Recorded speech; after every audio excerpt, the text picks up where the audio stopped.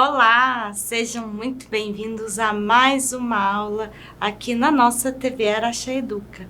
Eu sou a Dayana, professora de língua portuguesa.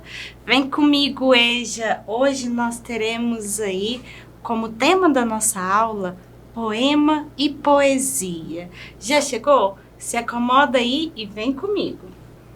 Antes nós vamos retomar o que a gente já falou em nossas aulas. Nós começamos aí com língua e linguagem. Nós falamos aí da língua portuguesa e as várias linguagens que nós temos disponíveis para nos expressarmos. Nós falamos também sobre as variações linguísticas, variações históricas, variações geográficas, que é nada mais, nada menos do que as variedades que a nossa língua portuguesa tem, né? Sobre a variação geográfica, lembra que vimos que mandioca tem um nome aqui e ela tem outro nome em outra região do Brasil, que é macaxeira, aipim, certo? Nós vimos também sobre linguagem verbal, que é quando é algo ou escrito ou falado. Nós vimos também a linguagem não verbal, que é somente imagens, cores e sons. Nós podemos ter também a linguagem verbal junto da não verbal, beleza? Então vamos prosseguir. Eu trouxe aqui um poema para a gente ler e logo em seguida vamos ver sobre esse gênero textual. Vamos lá. O título é Penso e Passo. Quando penso que uma palavra pode mudar tudo, não fico mudo, mudo. Quando penso que um passo descobre um mundo, não paro, passo. E assim que passo e mudo, um novo mundo nasce na palavra que penso. Alice Ruiz. Eu trouxe aqui sobre a autora Alice Ruiz. Ela nasceu em 1946 em Curitiba, no Paraná, no sul do Brasil. Ela começou a escrever contos aos 9 anos de idade e aos 16 começou a escrever seus primeiros versos. Durante muitos anos, divulgou seus poemas apenas em revistas e jornais. Publicou seu primeiro livro aos 34 anos de idade. Compõe letras desde os 26 e chegou a lançar seu primeiro CD em 2005, com o nome de Paralelas, em parceria com a Alzira Espíndola, pela Duncan Discos, com as participações especialíssimas de Zélia Duncan e Arnaldo Antunes. Esse poema que nós acabamos de ler, inclusive, foi gravado também. É uma linda canção. Então, sobre o poema, né, a estrutura, o que é esse gênero, né? Qual que é a forma do gênero? É um gênero literário e ele é composto por versos, né, que é cada linha do poema. E eles podem se agrupar em estrofes, que é cada conjunto de versos. E ele pode conter rima ou não. Nem sempre o poema traz rimas. Nós vamos analisar novamente, vou mostrar para vocês aqui como que nós analisamos a questão de versificação. Como eu disse, cada linha do poema é um verso. Certo? Cada linha é um verso. E cada conjunto de versos é uma estrofe. Compreendido? Então, cada linha nós chamamos de verso. E cada conjunto de versos chamamos de estrofe. Analisando esse poema que nós lemos, aparece nele a palavra mudo 2 vezes lá na primeira estrofe. Vamos ler novamente, ó. Quando penso que uma palavra pode mudar tudo, não fico mudo. Aí ele termina a estrofe com mudo. E ainda analisando o poema, nós temos aqui a palavra mudo e ele aparece 2 vezes na primeira estrofe. Primeiro ele aparece no quarto verso e depois lá no quinto verso. Vamos ver. Ó, quando penso que uma palavra pode mudar tudo, não fico mudo. Mudo. E essa palavra mudo, ela tem o mesmo sentido nos dois versos? Vamos analisar juntos? A letra A está dizendo, a primeira palavra mudo, lá no quarto verso, ela tem o sentido de transformar e lá no quinto também tem o sentido de transformar? Não, são sentidos diferentes, concordam comigo? Letra B, está escrito que a primeira palavra mudo, lá no quarto verso, tem sentido de deficiência na fala e tem sentido de silencioso lá no quinto verso? Também não. A letra C, o primeiro sentido, lá no quarto verso, tem sentido de calado e no quinto de silencioso? Também não. Então, a nossa opção correta é a letra D, que lá no quarto verso ele tem o sentido de calado, né, de mudo, e de mudar, de mudança. Compreendido?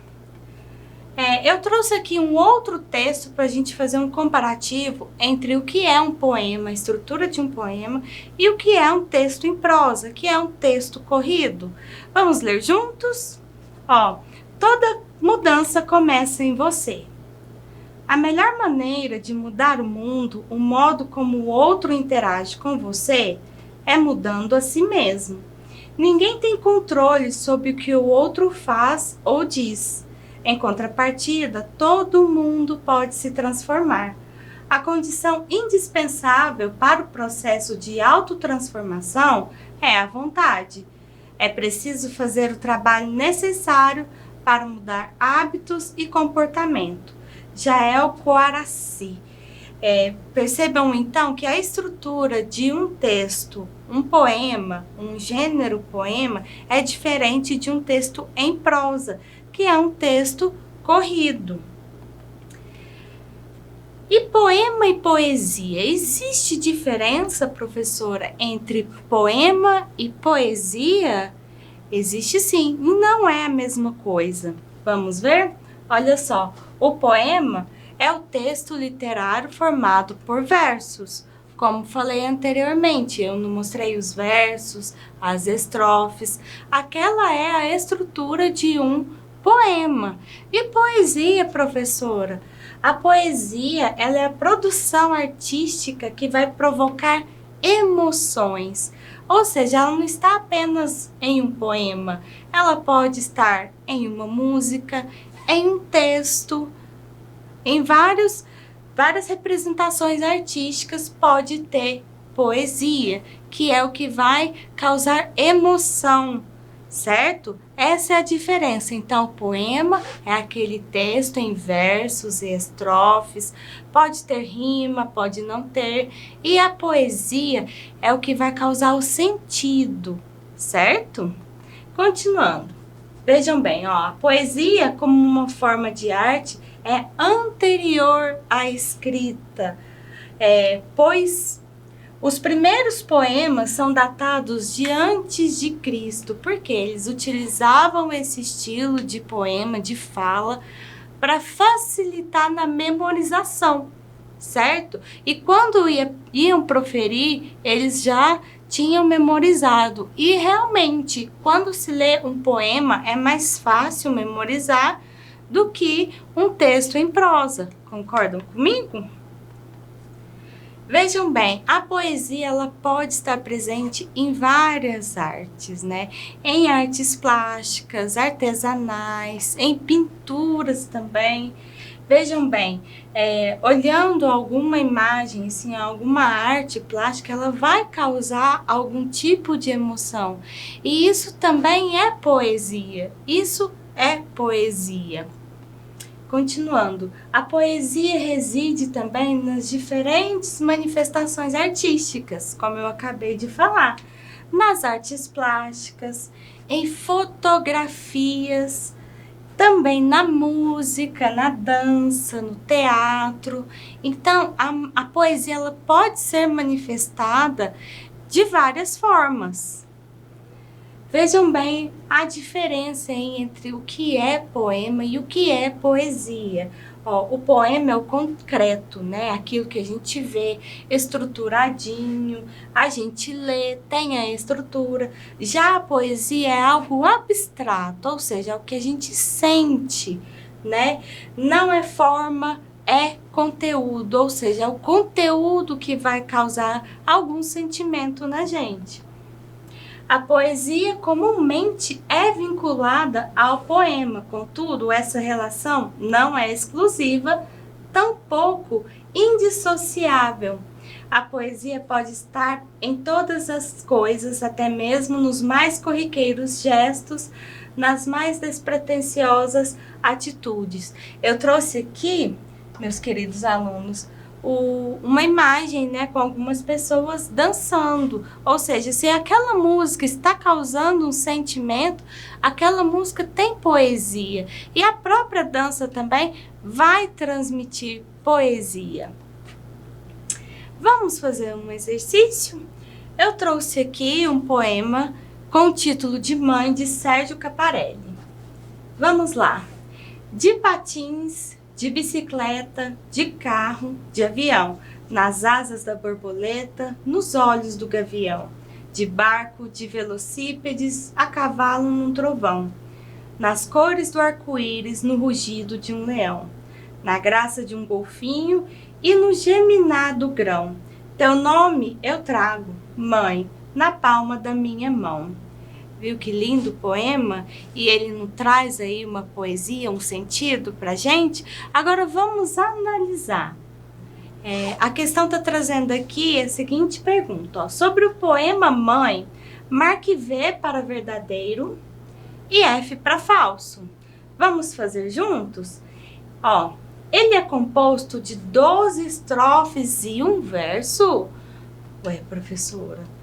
Não, né? Vamos contar quantos versos tem? Olha só. 1, 2, 3, 4, 5, 6, 7, 8, 9, 10, 11, 12. É apenas uma estrofe, um conjunto só de versos e 12 versos. Então, a letra A é falso. A letra B, ele é composto de uma estrofe e 12 versos? Isso mesmo, verdadeiro. Acabamos de contar. Agora me ajuda com a letra C. Fala sobre o amor da mãe para o filho? Ou fala sobre o amor do filho para a mãe?